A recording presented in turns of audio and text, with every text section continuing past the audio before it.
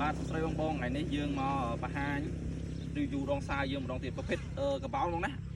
អានេះ5ម៉ែត្រកន្លះបង5ម៉ែត្រកន្លះយើងលើកជាមួយនឹង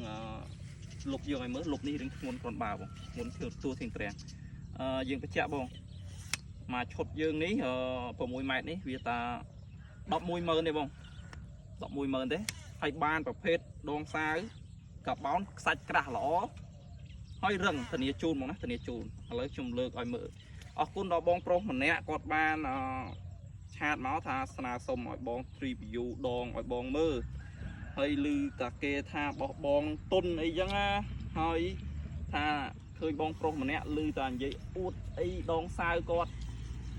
ដាក់ដីលើកអីមិនឃើញតែនិយាយតែឃើញលើកឲ្យគាត់មើលអញ្ចឹងហើយឥឡូវគាត់ស្នើសុំខ្ញុំលើកឲ្យគាត់មើលបងឥឡូវខ្ញុំលើកឲ្យបងមើលបងណាខ្ញុំផ្ញើជូនវីដេអូមួយនេះទៅបងជាពិសេសហើយមិនមែនខាញ់តាលមិនមែនអីទេបងអានេះយើងបង្ហាញពីដងសាវរបស់យើងគុណភាពដងសាវរបស់យើងទេហើយខ្ញុំលើកនេះគ្មានអីទៅចំបាច់ទុកចំបាច់អីបងលើកឆៅអញ្ចឹងបងណាលើកឆៅអញ្ចឹងបងលើកឆៅអញ្ចឹងបងឲ្យវាវាចអីអញ្ចឹងមកចាំយើងដាក់ឲ្យចំយើងហ្មងចេះបងណាឥឡូវបងមើលសភាពដងណាចាំមើលខ្ញុំរូនឲ្យបងមើលបងគេដាក់គេហ៊ានរូនចេះបងណាគេហ៊ានរូនចេះតើវាទុនអីអត់ខ្លាំងប៉ុណ្ណាយ៉ាស់ចង់របូតអាក្រោមទឹកជាប់នេះបងបាទណាឃើញដងយើងគឺហាត់ណែនដល់ចេះហើយឥឡូវចាំមើលខ្ញុំដាក់ចុះក្រឹមខ្ញុំលើកឡើងលើឲ្យបងមើលបងណាចាំមើលលុបយើងចាំមើលលុបយើងបងនេះបងនេះឃើញទេគឺយើងដាក់ចុះចឹងឃើញទេបងដាក់ចុះចេះនេះបងនេះហើយខ្ញុំលើកឡើងលើឲ្យបងមើលវិញបងលើកសភាពពេលលើកឡើងបងនេះបងនេះអានេះបានខៅវីដេអូឲ្យធ្វើឲ្យមើលពិតចេះបងណាអើយមើលពិតចេះបាទហើយដងសាយនេះធានាជូនបងលុបស្លឹកលុបអីបងឯងលើកមកឆ្ងាញ់បងធានាមករឹងអោណាពូប្រភេទនេះសាច់ក្រាស់មិនមែនប្រភេទសាច់ស្រាងទេហើយតម្លៃគឺញាក់ឲ្យបងមកឈុតវាមានផ្លែមានអីប៉ុន្តែបញ្ជាក់មិនមែនតាំងឈុតតាំងលុបទេបងណា110,000ហ្នឹងបងយកទៅលេងបងមកឆ្ងាញ់ហើយស្អាតហើយរឹងទៀតបងធានាឲ្យបងហើយតាក់តងនឹងពួកប្រភេទដងនេះបើបងយកទៅរុំទៀតអែមប៉ុន្តែបើសម្រាប់ខ្ញុំណាបើបងយកទៅលេងបាច់រុំក៏បានដែរដោយសារថ្នាំងវានេះសល់វែងណាបងសល់មកទឹកបងណាមកទឹកក្បែរមកទឹកអញ្ចឹងវាអត់ខ្លាចបញ្ហាទៅប្រេះអីដោយសារវាទប់ខ្លាំងវាទប់ច្រើនមិនមែនទប់តិចដូចស្មាច់ទេបងណាមិនមែនទប់តិចដូចស្មាច់ទេបងឯងមើលហើយមិនមែននេះខ្ញុំ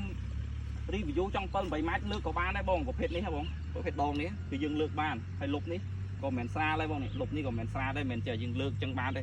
ហើយក៏មុនឮបងម្នាក់នោះគាត់ថាអីកបោនគាត់អីកបោនស្មាច់គាត់ថាគាត់ដាក់ដីលើកបានរឹងល្អចឹងណាចឹងគាត់ថារឹងជាងប្រភេទស្មាច់នេះហើយគាត់បាននិយាយថាអី